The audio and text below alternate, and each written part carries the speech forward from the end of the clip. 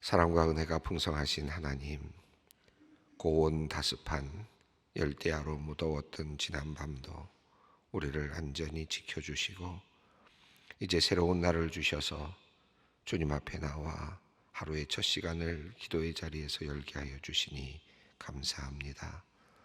오늘도 이 하루를 주님과 동행하기 원합니다. 사랑의 하나님, 우리의 모든 하루가 가장 귀하신 주님의 이름을 높이며 주님께 영광 돌리는 은혜로운 하루 되게 하여 주시옵소서. 잠잠해져 가던 감염병의 기세가 다시 기승을 부리면서 변이 바이러스로 인한 확진자 수가 계속 늘어나고 있습니다. 그러다 보니 또 감염병에 대한 불안과 염려의 마음이 모두에게 되살아나고 있습니다. 모처럼 가게들이 활기를 찾고 있고 자영업자들이 새로운 마음으로 일을 시작하고 있는 마당에 감염병의 재확산이 혹시나 많은 이들을 힘들게 하지는 않을까 걱정이 됩니다. 지혜롭게 방역당국이 이를 잘 대처하게 하시고 국민들은 서로 협력하여 바이러스의 확산을 잘 제어하게 하여 주시옵소서. 예배당에 나와 예배를 드리는 어르신들이나 교회학교, 성경학교 수련회에 참여하는 우리 자녀들이 감염병에 걸려 어려움을 당하지 않았으면 좋겠습니다. 하나님, 우리 모든 식구들을 건강하게 지켜주시옵소서. 사랑의 하나님, 우리나라와 민족을 위해 이 시간 기도합니다. 여전히 어렵고 혼탁한 이 나라의 모든 정치 질서를 주님 붙잡아 주시기를 간절히 간구합니다. 대통령과 이 나라의 지도자들이 하나님을 두려워하며 백성을 사랑하게 하여 주시옵소서. 특별히 주님을 믿는 성도들이 이 나라와 민족을 위하여 더욱 주님께 기도하게 하여 주셔서 주님의 긍휼하심과 돌보심을 입는 복된 나라가 되게 하여 주시옵소서. 특별히 어두움과 사망 권세 가운데 놓여 있는 저 북녘 땅을 기억하여 주시고 그 땅이 모든 사망의 권세로부터 속히 벗어나게 하시고 예수 그리스도의 복음이 그 땅 가운데 온전히 전하여져서 온 한반도가 주님을 섬기며 예배하는 이들로 가득한 날이 속히 오게 하여 주시옵소서. 은혜의 주님, 주님께서 핏값으로 사신 주님의 몸된 소망교회를 위해 기도합니다. 우리 소망교회가 하나님께서 주신 복음의 사명으로 세상을 아름답게 하는 성령의 교회가 되었으면 좋겠습니다. 우리 교회만을 위한 교회가 아니라 소망교회가 속한 지역과 이 나라와 민족을 위해 귀한 일들을 이루어가는 교회가 되었으면 좋겠습니다. 소망교회에 속한 모든 재직교회와 공동체 그리고 교회 모든 기관들과 성도님들이 주님이 주신 한 마음 품고 함께 기도하며 믿음으로 행하는 그런 교회 되게 하여 주시옵소서. 소망교회 교회학교를 위해 기도합니다. 어린아이에서부터 청소년, 대학, 청년, 청년 플러스까지 소망교회에 속해 있는 믿음의 다음 세대들이 인생의 중요한 시기에 창조주 하나님을 기억하며 믿음 안에서 온전히 자라나게 하여 주시고 그들의 삶 가운데 예수 그리스도께서 중심이 되어 일평생을 주님만 섬기는 믿음의 자녀들이 되게 하여 주시옵소서. 이를 위해 말씀과 기도로 양육하는 교회학교 교육자들과 교사들을 기억하여 주셔서 이들의 수고와 헌신이 다음 세대들의 삶의 귀한 믿음의 씨앗으로 심겨져 이들의 삶을 통해 아름다운 열매를 맺는 은혜를 누리게 하여 주시옵소서. 무더운 날씨에 군대에서 훈련 중이거나 복무 중인 소망의 자녀들을 위해 기도합니다. 땀이 비오듯 하는 날씨에 이 나라를 지키기 위해 어려운 군사훈련을 받으며 힘들고 어려운 시간을 보내고 있는 우리 자녀들의 몸과 마음을 주님께서 지켜주시옵소서. 홀로 있어 외롭지 않게 하시고 힘든 노동이나 훈련으로 인해 몸이 상하지 않게 하시며 동료 간이나 상하 간의 다툼이나 관계적으로 힘든 일이 일어나지 않게 하여 주시옵소서. 그동안 지내왔던 일상들이 단절되고 새로운 생활을 감당해야 하는 자리에 잘 적응할 수 있게 하여 주시고 군 생활 가운데 주님을 향한 믿음 주셔서 더욱 강건한 하나님 나라의 군사로 새롭게 태어나는 귀한 은혜를 내려 주시옵소서. 소망의 성도님들을 위해 기도합니다. 2년 10개월 동안 폐암으로 인해 투병 중인 남편 집사님과 이를 위해 함께 간호하며 기도하는 아내 권사님을 위해 기도합니다. 투병 중에도 아픈 몸 이끌고 주의 성전 사모하며 예배당을 찾곤 하였습니다. 하지만 최근에는 기력이 쇠하여 예배당에 나오는 일도 상당히 어려워졌습니다. 치료에 하나님께서 집사님에게 힘을 주시고 그 마음 가운데 평안함을 더하여 주시옵소서. 또한 아내 권사님의 마음 가운데도 함께 하셔서 남편을 간호하고 돌보는 일에 지치지 않게 하시고 주님께서 주시는 평안과 소망을 품게 하여 주시옵소서. 하루하루 주님께서 주신 값진 시간을 채워가는 복된 부부가 되게 하여 주시며 하나님의 기적을 경험하는 귀한 은혜를 허락하여 주시옵소서. 오늘 먼 타국에서 다발성 골수종 치료를 위해 항암제 투여를 하고 이틀 후 조혈모 세포를 이식하는 젊은 가장이 있습니다. 이식의 과정 가운데 온 가족이 함께 하시는 하나님을 발견하기 원합니다. 특별히 회복의 과정과 이식세포의 생착의 과정 가운데 우리를 새롭게 창조하시는 창조주 하나님의 능력을 간절히 소망합니다. 주님께서 기적과 은혜를 베풀어 주시옵소서. 수술 이후 의식이 돌아오지 않는 80대 남편을 위해 다급하게 기도하는 권사님이 있습니다. 이틀 전 림프절 혹제고 수술을 받은 후 출혈로 재수술을 받았는데 이후 의식이 회복되지 않고 있습니다. 오랫동안 교회 학교를 섬기며 주님께 충성해온 귀한 가정입니다. 이 가정에 애타는 기도를 들어주시옵소서. 속히 의식이 돌아와 다음 치료의 과정이 잘 진행되게 하시고 건강한 몸으로 온 가족이 기쁨으로 예배드리며 주님께 영광 돌리게 하여 주시옵소서. 하나님, 이제 말씀의 자리로 나아갑니다. 오늘도 살아계신 하나님의 음성 듣는 시간 되게 하여 주시고 주님의 말씀 붙잡고 말씀대로 행하는 하루가 되게 하여 주시옵소서. 예수님의 이름으로 기도 올리옵나이다. 아멘.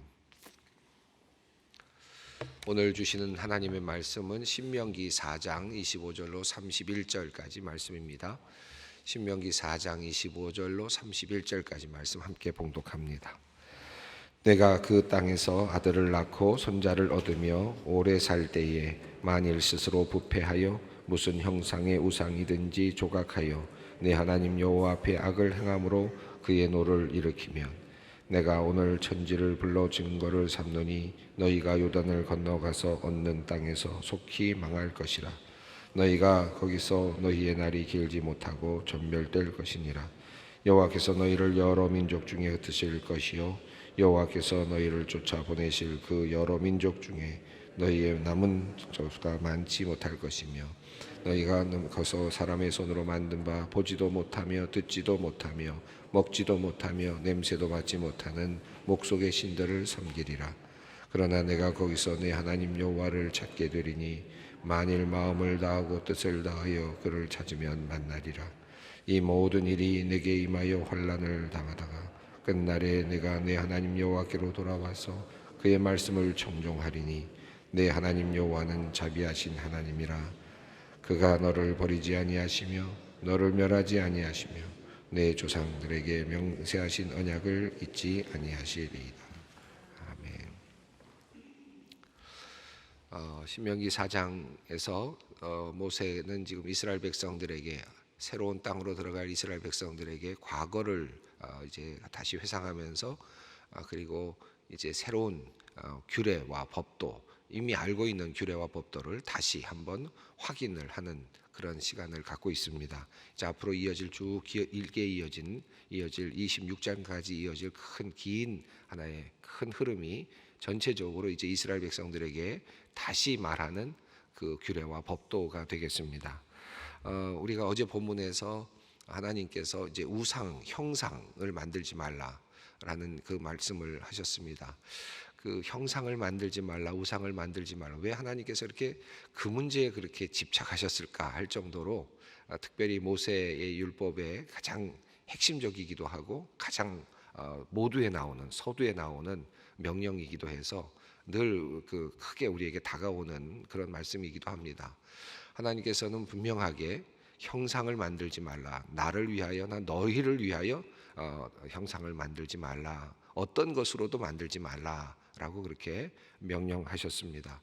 아마도 그렇게 명령하신 데에는 아마 그 당시 고대 이스라엘 주변에 있었던 수많은 그 많은 민족들, 많은 사람들이 우상을 숭배하고 있었기 때문이 아닐까 생각합니다. 그러니까 형상을 만들지 않는 종교, 그 당시에 과연 존재했을까 하는 생각을 해보게 되죠.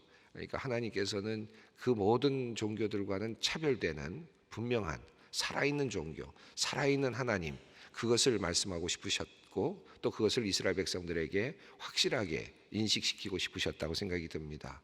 이스라엘 백성들은 주변에 있는 많은 사람들이 다 형상을 가지고 신을 섬기고 있는데 너희만큼은 형상을 가지고 하나님을 섬기지 말라라고 말씀하시는 하나님을 만나는 거거든요.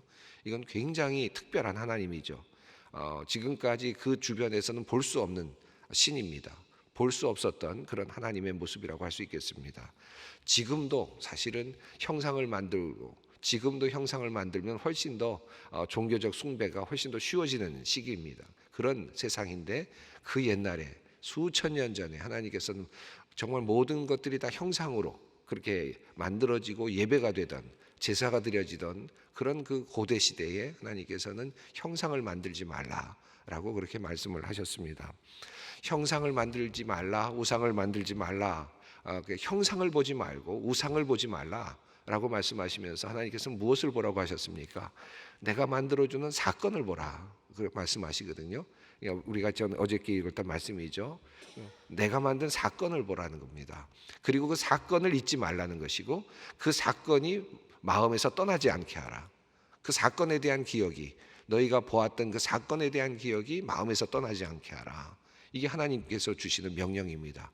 우상을 보는 게 아니라 썩어질 우상, 그리고 아무것도 해줄 수 없는 우상, 그리고 그저 모든 이 세상에서 볼 수 있는 그리고 인간을 섬기도록 만들어진 그 모든 것들의 형상을 만들어 놓고 도리어 그것에 절하거나 그것을 향해서 숭배하는 그런 행동이 아니라 바로 그 하나님께서 일으키시는 그 사건을 보라는 것입니다.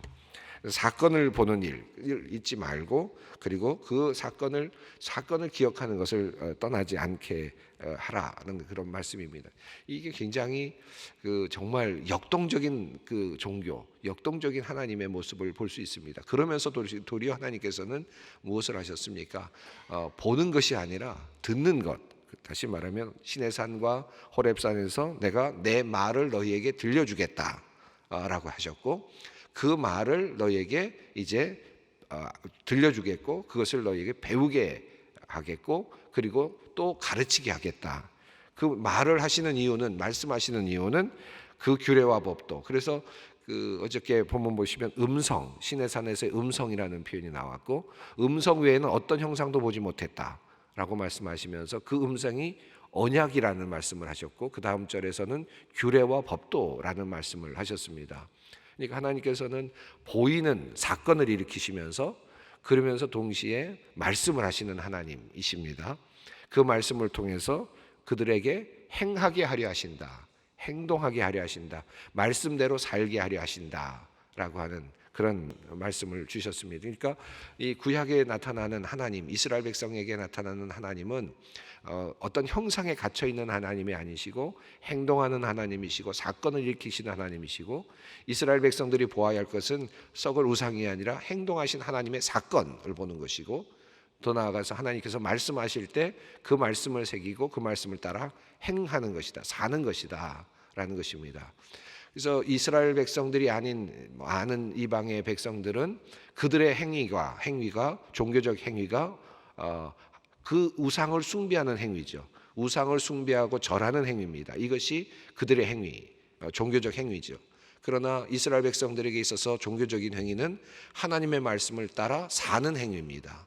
살아가는 행위, 이 세상 속에서 살아가는 삶 이 자체가 하나님께 드려지는 예배가 되는 제사가 되는 것이죠. 이게 그 당시에 그 오래전에 하나님께서 이렇게 명령하시는 그 모습을 보면서 정말 그 살아있는 종교의 모습, 살아있는 하나님의 모습을 다시 보게 됩니다. 자, 이렇게 말씀을 하시고 나서 자, 이제 오늘 본문 말씀은 이제 먼 훗날을 이제 예상하고 있습니다. 25절 말씀입니다. 내가 그 땅에서 아들을 낳고 손자를 얻으며 오래 살 때에 만일 스스로 부패하여 무슨 형상의 우상이든지 조각하여 내 하나님 여호와 앞에 악을 행함으로 그의 노를 일으키면, 자, 먼 훗날 너희가 이제 약속의 땅에 들어가게 될 텐데, 너희가 들어간 그 땅에서 아들을 낳고 손자를 얻으며 오래 살 때에 시간이 흐를 때 스스로 부패하여 만일 무슨 형상의 우상이든지 조각하여 섬기게 되면, 그렇게 되면 어떻게 되느냐? 하나님께서 노하시게 된다. 분노하시게 된다. 앞서서 질투하는 하나님이라고 하셨죠. 소멸하시는 불이라고 하셨습니다. 그 하나님의 심기를 건드리게 될 것이다 라고 그렇게 말합니다. 그의 노를 일으키게 될 것이다. 자, 이스라엘 백성들이 하나님의 사건을 보았습니다. 시내산 사건을 보았습니다. 자, 그런데 그 하나님의 그 사건을 보고, 놀라운 홍해의 사건을 보고 많은 사건들을 보았는데, 그런데 시간이 지나면서 이스라엘 백성들이 하나님을 점점 잃어버리게 되는 거죠. 망각하게 될 것입니다. 망각하게 되고, 그리고 하나님과의 교제가 슬슬 끊어지게 되면, 그러면 하나님의 현존을 점점 아마 느끼지 못하는 상태가 되겠죠. 그러면 하나님은 어떻게 되십니까? 하나님은 그들의 모습에서, 그들이 보이는 곳에서 자취를 감추시죠. 하나님과의 교제가 끊어진 상태이니까 하나님도 그들과 함께하지 않으시죠. 자, 그렇게 되면 이스라엘 백성들은 어떻게 됩니까? 결국은 잃어버린 하나님을 찾게 됩니다. 잃어버린 하나님을 찾게 되는데, 진실로 하나님을 찾는 게 아니라 다른 곳에서 하나님을 찾게 되는, 그게 바로 우상 숭배이죠. 하나님은 얼굴을 가리시게 되고, 결국은 인간은 피조물의 형상을 가지고 또다시 이것이 하나님이다 라고 생각하면서 그 하나님을 찾아가게 되는 것이죠. 그러니까 우상 숭배는 결국은 하나님을 잃어버린 상태에 있는 인간이 결국은 찾아가는 또 다른 통로일 수밖에 없습니다. 그러니까 우상 숭배라고 하는 것이 그냥 단순하게 있는 것이 아니라, 우상 숭배까지 이르는 과정 속에 이미 잃어버린 하나님이 있는 겁니다. 그건 아니겠습니까? 우리가 이스라엘 백성들이 하나님을 잃어버렸기 때문에, 하나님을 놓쳤기 때문에, 하나님과의 친밀한 교제를 놓쳤기 때문에 우상 숭배로 가는 거죠. 결국은 그것이 시간이 길어지면 길어질수록 점점 우상 숭배 쪽으로 갈 수밖에 없습니다. 하나님과의 친밀한 교제가 계속되고 있다면 우상 숭배로 갈 수가 없죠. 하나님께서 매일 이야기하고 계시고, 하나님과의 교제를 통해서 내가 늘 각성하고 하나님의 현존을 느끼고 있는데, 어떻게 다른 신을 섬기고 수 있으며 다른 우상을 만들 수 있는 여유가 있겠습니까? 결국은 우상 숭배는 하나님과 참되게 오랫동안 예배하지 못한 결과물이라고 할 수 있겠습니다. 우리가 여러 가지 우상들을 이야기할 수 있고, 현대에서 우리가 찾고 있는 많은 우상들이 있을 수 있겠는데, 그 모든 우상들, 왜 우리가 거기에 치우치게 되고 거기에 몰입하게 되는가? 결국은 하나님과 깊은 교제가 일어나지 못하기 때문, 내가 하나님을 놓쳤기 때문이죠. 하나님과의 깊은 만남의 이 시간들을 이어가지 못했기 때문이라고 할 수 있습니다.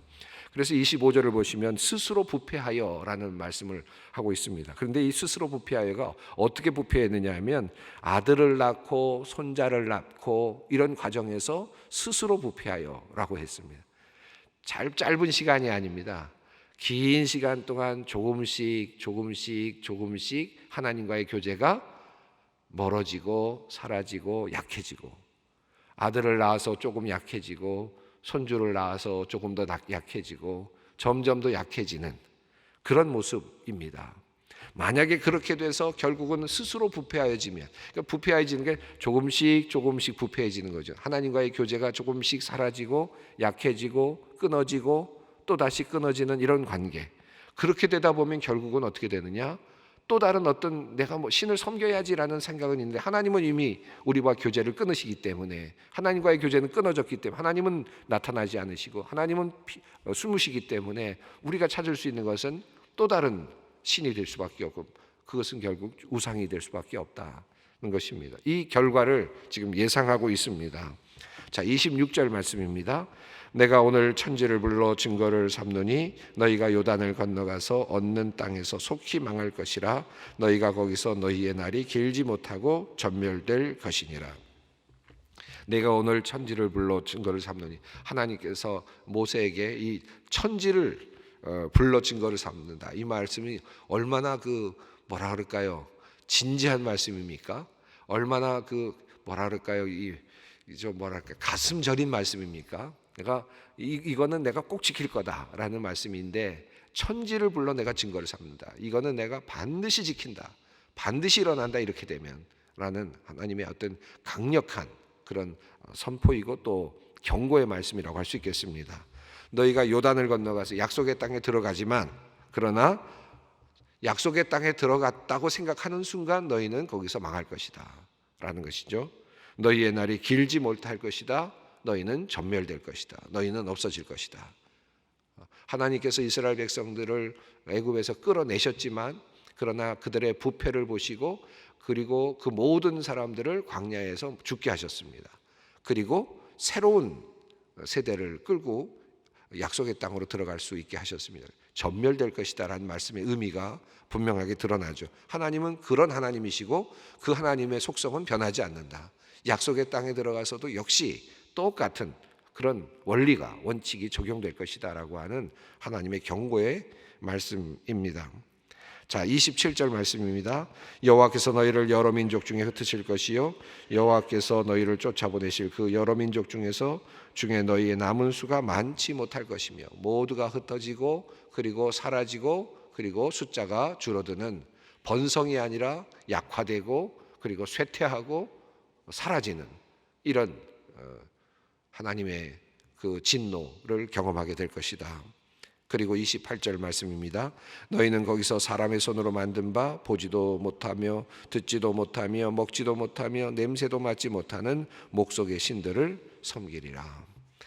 26절, 27절, 28절을 읽어봤는데, 여러분 나중에 에스라 이제 시대에 하나님의 율법을 성전에서 발견하는 그런 장면이 나오고, 그 율법을 발견하고 그들이 통곡하고 그들이 하나님께로 돌아오는 장면이 나오지 않습니까? 그 장면에서 그 율법을 발견했을 때, 여러분 이 신명기의 말씀을 그들이 읽었다고 한번 생각해 보세요. 여러분 어떤 느낌이 들었겠습니까? 그 말씀을 읽었을 때, 이 과거에 이렇게 쓰여진 이 말씀이 그들 사이에, 그들에게 이렇게 적용되는 말씀으로, 우리가 지금 왜 여기 있는가? 왜 우리가 포로의 자리에 있었는가? 왜 우리가 흩어져 있었는가? 왜 우리의 이스라엘이 하나님의 백성이라고 하면서 이렇게 약해졌는가? 라고 하는 그 모든 비밀을 풀어낼 수 있는 그 말씀이 아마 이 말씀이 아니었을까 하는 생각이 듭니다. 이것은 약속의 땅에 들어가서 그들이 이미 실패했던 역사가 이미 우리는 이제 알고 있죠. 역사를 알고 있기 때문에 이게 더 절절하게 느껴질 수밖에 없습니다. 우리들의 인생도 마찬가지입니다. 항상 성공하지 못하죠. 또 실패하고 또 실패하고 또 실패합니다. 그러니까 이 말씀이 우리에게는 정말 특별한 경고의 말씀이라고 할 수 있겠습니다. 자, 그런데 이렇게 목석 신들을 섬기는 그런 상황이 됩니다. 그런데 이 목석 신을 섬기면서 손으로 만든 바 보지도 못하고 듣지도 못하고 먹지도 못하며 냄새도 맡지 못하는 목석의 신들을 섬기리라. 이 처음에는 이스라엘 백성들이 하나님을 섬긴다고 생각하면서 자의로 만든 우상을 섬기거든요. 그런데 결국은 나중에 그것 때문에 하나님과의 교제가 끊어지고, 그 다음에는 정말 원치 않는 강제로 그리고 의지에 반하여서 이제 목석을 섬기는, 우상을 섬겨야 되는 상태로 더 전락하게 된다. 자의로 우상을 섬기는 것을 넘어서서 이제는 억지로 우상을 섬겨야 되는 상태까지 이르게 될 것이다 라고 하는 말씀이 28절의 내용입니다. 자, 이제 우상 숭배에 대한 허무감을 느끼고 내가 하나님께로 돌아가야 되겠다라고 생각할 때, 그럴 때가 올 테인데, 그때에 대한 내용이 29절에 나옵니다. 그러나 내가 거기서 내 하나님 여호와를 찾게 되리니 만일 마음을 다하고 뜻을 다하여 그를 찾으면 만나리라. 그러나 내가 거기서 하나님을 찾게 되리라. 그때에서야 허물을 느끼고 모든 것에 절망을 느끼고 좌절을 느끼고, 그리고 나서야 너는 하나님을 찾게 될 것이다. 그런데 그때 찾으면 그냥 만나는 것이 아니라 네가 전심으로 찾으면 만나리라 라고 했습니다. 전심으로 마음을 다하고 뜻을 다하여 그를 찾으면 만나리라.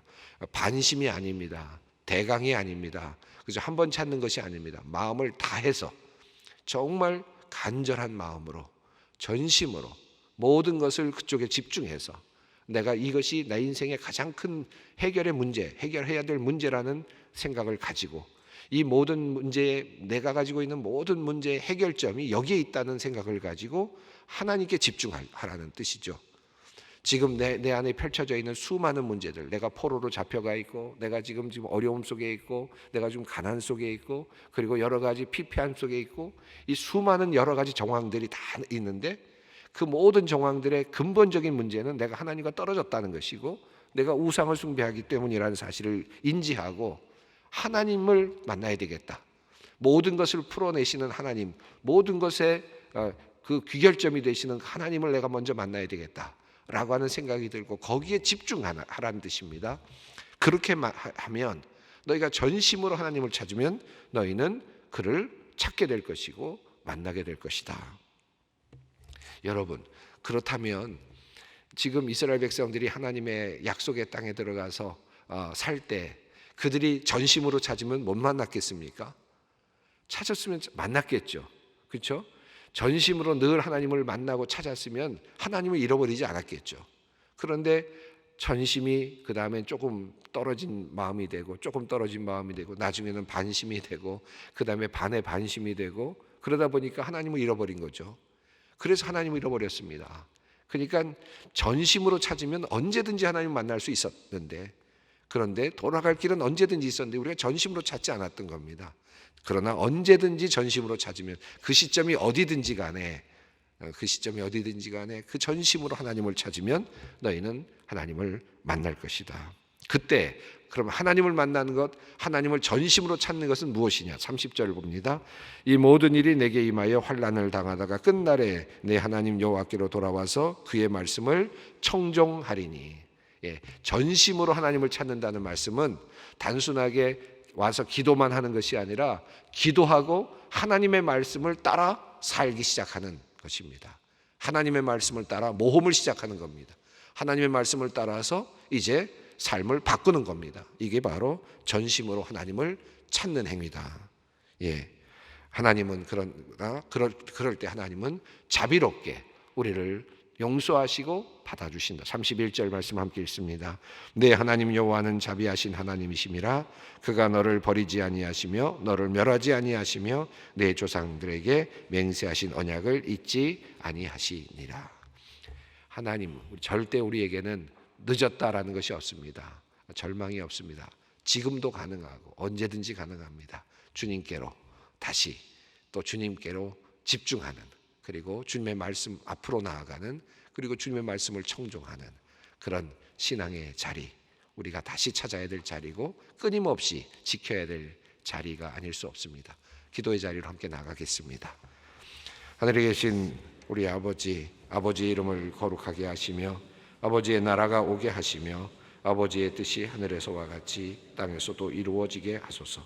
오늘 우리에게 일용할 양식을 주시고 우리가 우리에게 잘못한 사람을 용서하여 준 것 같이 우리 죄를 용서하여 주시고 우리를 시험에 빠지지 않게 하시고 악에서 구하소서. 나라와 권능과 영광이 영원히 아버지의 것입니다.